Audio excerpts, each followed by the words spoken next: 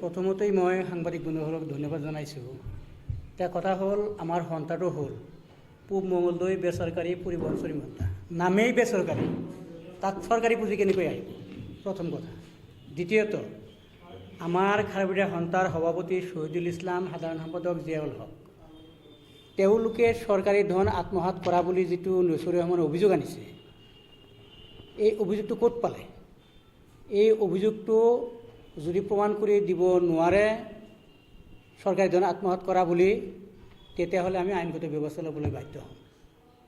তৃতীয়ত, মটৰ শ্ৰমিক সন্থাৰ নিজস্ব অলপ ফাণ্ড আছে, যি ফাণ্ডৰ জৰিয়তে মেট্ৰিক বা হায়াৰ ছেকেণ্ডেৰী পৰীক্ষাৰ পিছত আমাৰ মটৰ শ্ৰমিক বন্ধুসকলৰ যিবিলাক ল'ৰা ছোৱালী মেট্ৰিক পাছ কৰে, হায়াৰ ছেকেণ্ডেৰী পাছ কৰে, আমি তেওঁলোকক সাহায্য প্ৰদান কৰোঁ। যোৱা লকডাউনত এই মটৰ শ্ৰমিক সন্থাই 4 লাখ টকা লকডাউনৰ সাহায্য দিছে, যাতে আমাৰ মটৰ শ্ৰমিক নাখাই থাকিব লগা নহয়। আৰু সেই সাহায্যত আমাৰ দলগাঁও সমষ্টিৰ মাননীয় বৰ্তমানৰ বিধায়ক মজিবুৰ ৰহমান চাহাবেও 50,000 টকা আমাক ডনেশ্যন দিছে।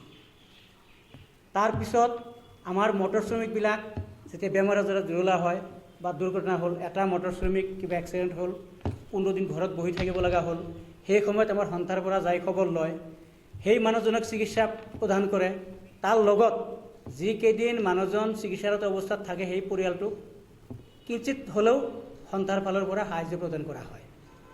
সামাজিক কাজ কাম কৰি আছে, তেনেস্থলত মই অল আছামৰ সভাপতি হিচাপে প্ৰত্যাহ্বান জনাইছোঁ, যিজন ব্যক্তিয়ে মিছা অভিযোগ ফেচবুকত পোষ্ট কৰিছে, প্ৰমাণ কৰিব দিব নোৱাৰিলে আমি